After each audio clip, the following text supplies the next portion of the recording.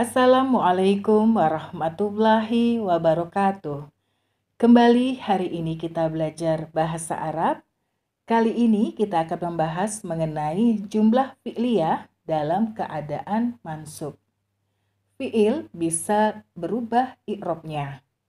Fi'il bisa marfu, mansub, majzum, namun tidak bisa majrur.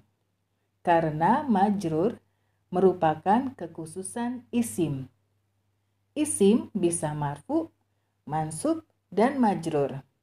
Namun tidak bisa majzum karena majzum merupakan kekhususan fi'il. Mengenai marfu, mansub, dan majrur sudah kita pelajari pada video isim mu'rab. Untuk kali ini kita akan belajar perubahan pada fi'il. Perlu dicatat bahwa fi'il madi dan fi'il amr itu mabni. Artinya tidak terpengaruh dengan keberadaan amil. Maksudnya keadaan fi'il madi dan fi'il amr ini tidak berubah walaupun ada amil yang masuk kepada fi'il madi maupun fi'il amr. Sedangkan fi'il mudhari itu mu'rab, artinya bisa berubah keadaan akhir katanya. Kecuali fi'il mudhari pada domir hunna dan antuna.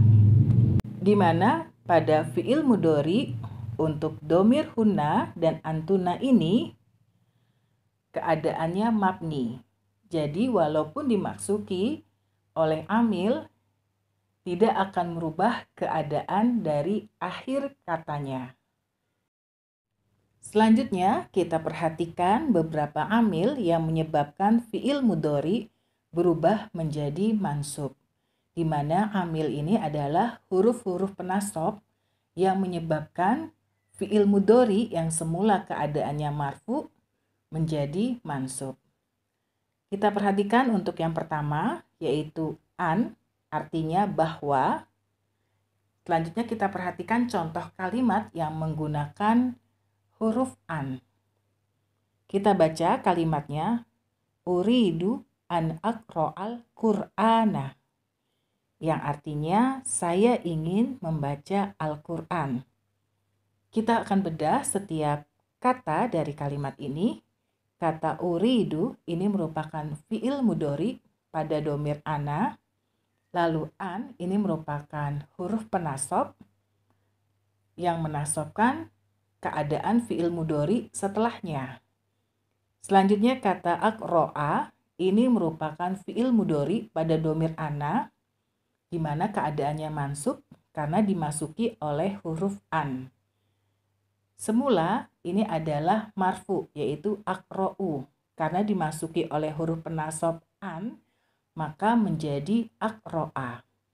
Lalu kata Al-Qur'ana ini kedudukannya sebagai maf'ul bih. Kalau kita perhatikan terjemahan setiap kata dari kalimat ini, uridu ini artinya saya ingin, an bahwa, lalu aqra'a ini artinya saya membaca, lalu Al-Qur'ana ini artinya Al-Quran. Karena di sini domirnya sama-sama domir ana, maka agar terjemahannya bisa dipahami, maka menjadi saya ingin membaca Al-Quran. Selanjutnya kita perhatikan untuk contoh yang berikutnya. Kita baca kalimatnya, uridu an taqra'al Qur'ana, yang artinya saya ingin kamu membaca Al-Quran. Kalau kita bedah setiap kata dari kalimat ini, kata uridu ini merupakan fi'il mudhari pada domir ana. Lalu kata an ini merupakan huruf penasab yang menyebabkan keadaan fi'il mudhari setelahnya menjadi mansub. Selanjutnya untuk kata taqro'a ini merupakan fi'il mudhari pada domir anta. Nah, di sini keadaannya mansub karena ada huruf penasab an. Semula ini adalah taqra'u. Lalu untuk kata Al-Qur'ana ini kedudukannya sebagai maf'ul bih. Kalau kita perhatikan untuk terjemahan setiap kata dari kalimat ini, kata uridu ini artinya saya ingin, an di sini artinya bahwa, takro'a ini artinya kamu membaca, lalu Al-Qur'ana ini artinya Al-Qur'an. Karena di sini domirnya berbeda, yang pertama adalah fi'il mudhari untuk domir ana, yang kedua adalah fi'il mudhari untuk domir anta. Nah, di sini anta kamu laki-laki, maka di sini kita tuliskan. Jadi terjemahannya menjadi saya ingin kamu membaca Al-Qur'an. Berbeda dengan yang pertama tadi, karena sama-sama di domir ana, maka cukup sayanya disebutkan di awal kalimat. Jadi tidak perlu saya ingin bahwa saya membaca Al-Qur'an. Jadi cukup dengan saya ingin membaca Al-Qur'an agar terjemahannya bisa lebih dimengerti. Sedangkan untuk kalimat yang kedua, maka terjemahannya menjadi saya ingin kamu membaca Al-Qur'an. Semoga contoh ini bisa dipahami. Terkadang terjemahannya bisa disebutkan, terkadang tidak. Termasuk dalam kalimat ini, pada terjemahan kalimat ini, arti an tidak disebutkan, tapi sudah bisa dipahami maksud kalimatnya.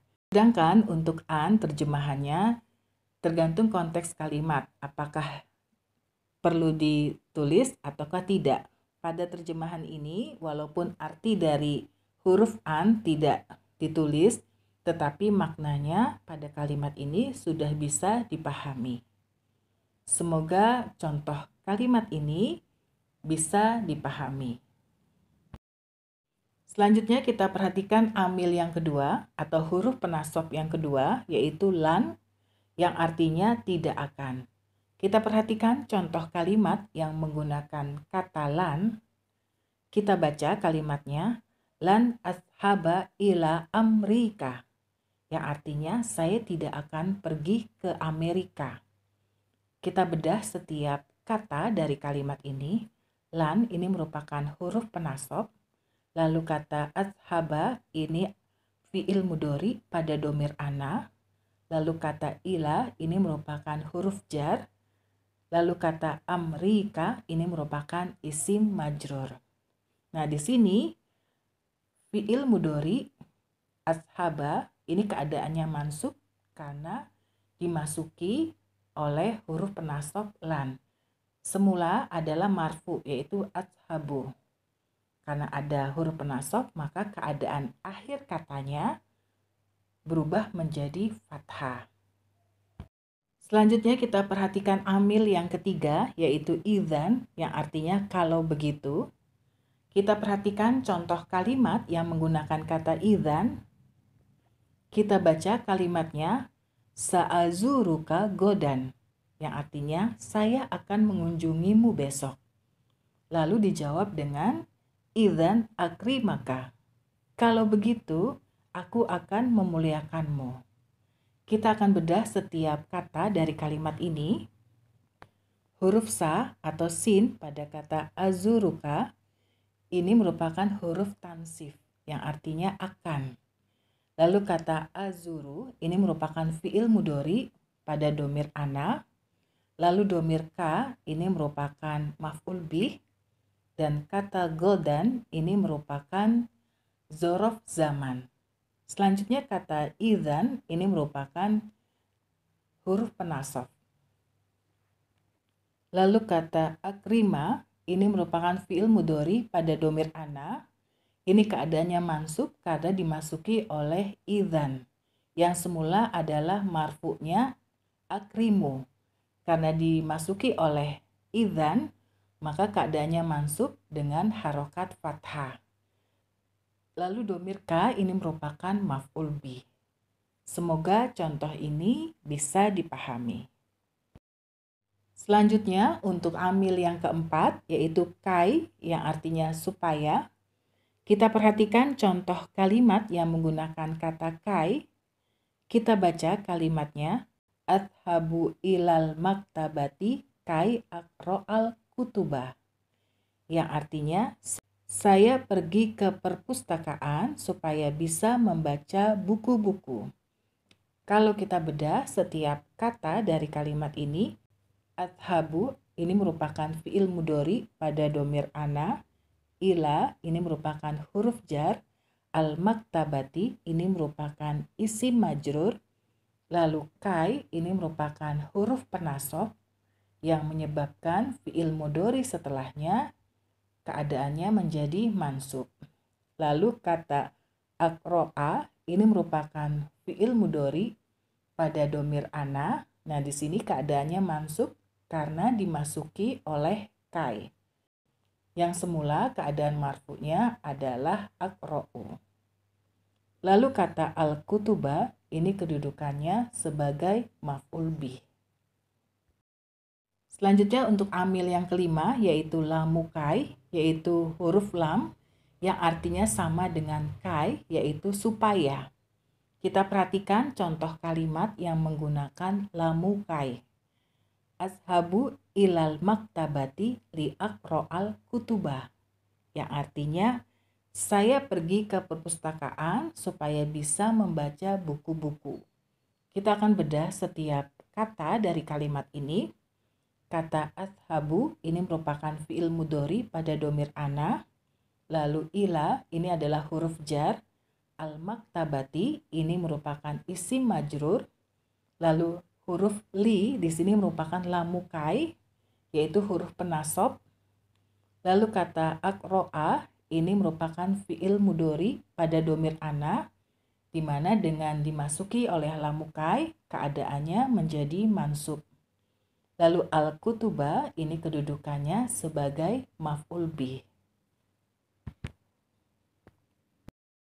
Selanjutnya untuk amil yang keenam yaitu lamul juhud, yaitu lam yang digunakan untuk pengingkaran atau penafian. Lam juhud adalah lam yang ada setelah kana dan turunannya. Turunannya ini bisa fi'il mudhari yang didahului oleh huruf nafi seperti makana dan lam yakun. Jadi untuk menggunakan lam juhud ini harus didahului oleh kana yang disertai dengan huruf nafi. Sebagai contoh kita perhatikan kalimat berikut ini.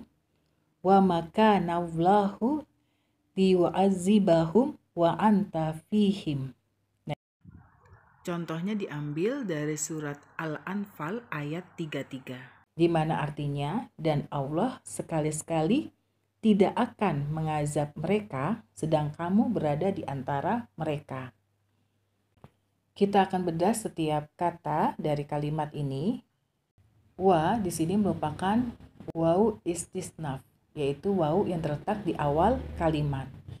Sedangkan ma di sini merupakan ma nafi. Lalu kata kana ini merupakan fi'il madi nakis. Lalu lafal jalalah Allah ini merupakan isim kana.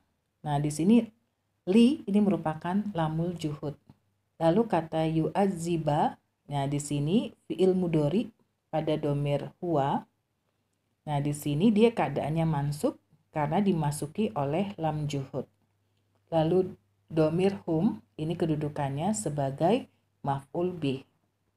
Sedangkan untuk huruf waw berikutnya ini merupakan waw hal. Lalu kata anta ini merupakan mubtada. Dan di sini kata fi ini merupakan huruf jar. Dan domir him ini merupakan isim majrur. Nah, di sini khobarnya adalah jar majrurnya yaitu fihim. Yaitu khobar untuk anta, di mana kedudukan anta sebagai mubtada. Sedangkan khobar kananya yaitu kata yu'adzibahum. Dan jumlah ismiyah anta fihim ini merupakan hal. Semoga contoh ini bisa dipahami. Selanjutnya untuk amil yang ketujuh yaitu hatta yang artinya hingga atau sampai. Kita perhatikan contoh kalimat yang menggunakan kata hatta. Kita baca kalimatnya. Lan arji'a hatta ahfazul Qur'ana. Yang artinya, saya tidak akan pulang hingga hafal Al-Quran. Atau saya tidak akan pulang sampai hafal Al-Quran. Kita akan bedah setiap kata dari kalimat ini. Lan di sini merupakan huruf penasab.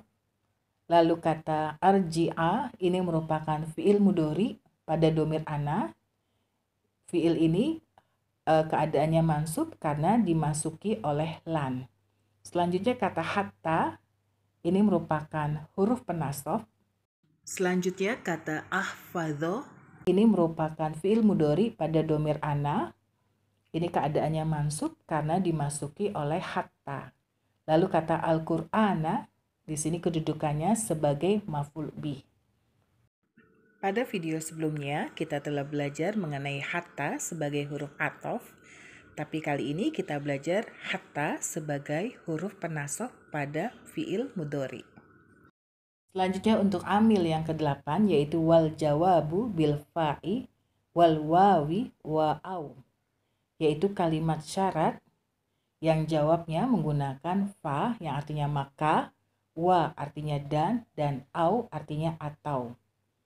Selanjutnya kita perhatikan contoh kalimat yang menggunakan kalimat jawabnya menggunakan fa, wa, atau au.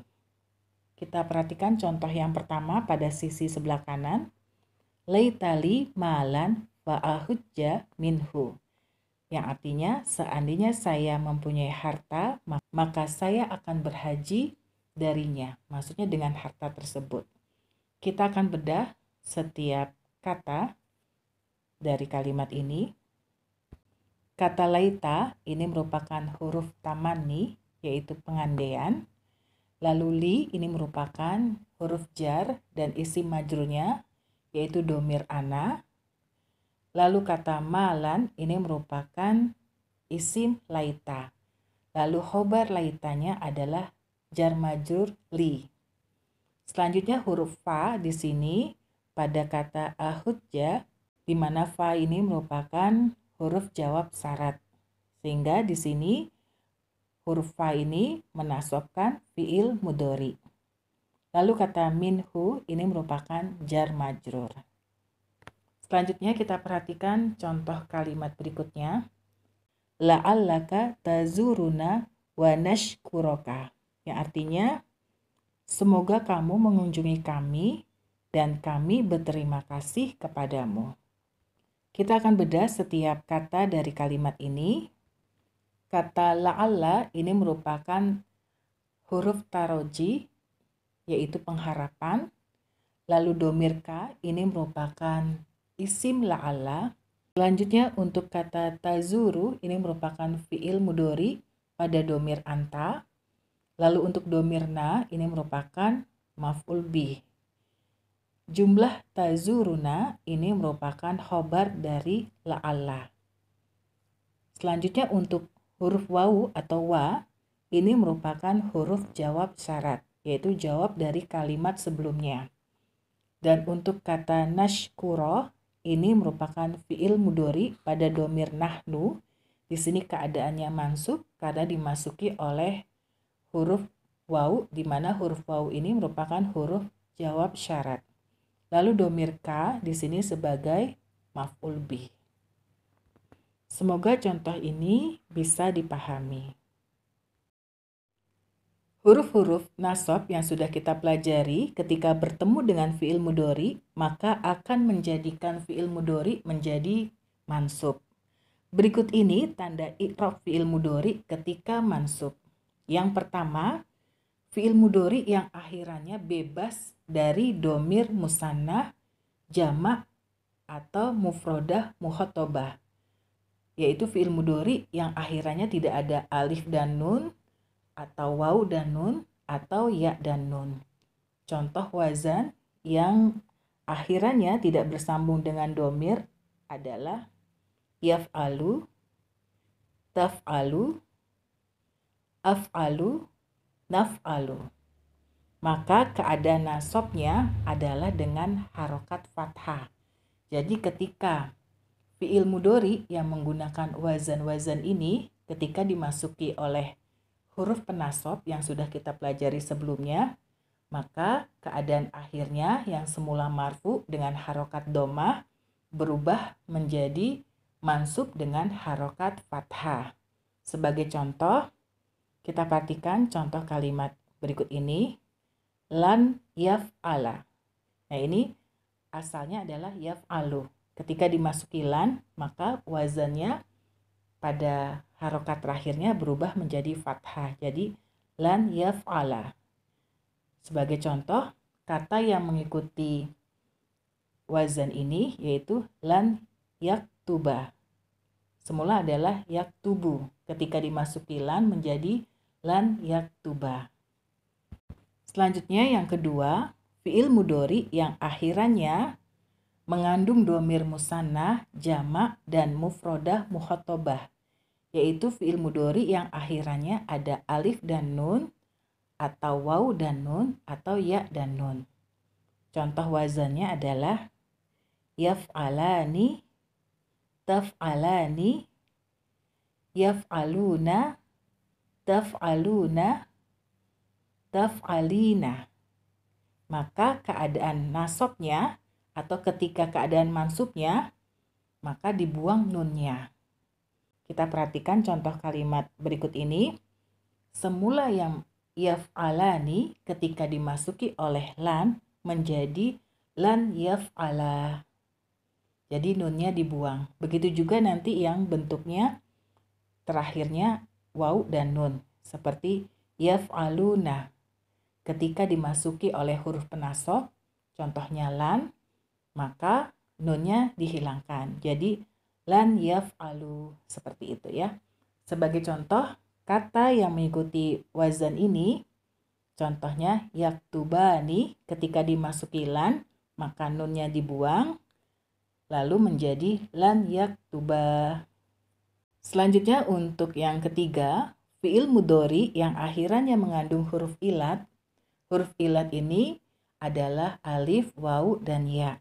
Sebagai contoh, mudhari yang mengandung huruf ilat yaitu yad'u, nah ini akhirannya waw. Lalu yahsya, nah ini akhirannya alif. Lalu yarmi, nah ini akhirannya ya. Ketiga kata kerja ini diakhiri oleh huruf ilat. Maka keadaan nasabnya atau keadaan mansubnya adalah dengan fathah, kecuali yang diakhiri oleh huruf ilat alif, yaitu tidak terlihat perubahannya sehingga kelihatan seperti sama. Sebagai contoh, kita perhatikan contoh berikut ini. Kita perhatikan yang pertama, lan yad'uwa. Nah, di sini asalnya adalah yad'u. Karena dimasuki lan, maka huruf ilatnya yang terakhir adalah waw diberi harokat fathah sehingga menjadi lan yad'uwa. Selanjutnya untuk lan yahsya. Nah, ini sekilas sama, ketika keadaannya belum dimasuki oleh huruf penasab juga yahsya. Ketika dimasuki huruf nasab juga lan yahsya. Karena alif itu tidak bisa diberi harokat sehingga perubahan akhirnya tidak terlihat, sehingga dia tersembunyi, yaitu dengan fathah yang tersembunyi. Selanjutnya contoh yang terakhir yaitu lan yarmiya. Asalnya adalah yarmi, ketika dimasuki oleh lan menjadi lan yarmiya. Semoga contoh-contoh ini bisa dipahami. Sebagai catatan tambahan bahwa huruf-huruf penasab seperti an, lan, kai, idzan ini merupakan huruf penasab yang bisa secara langsung menasabkan fiil setelahnya.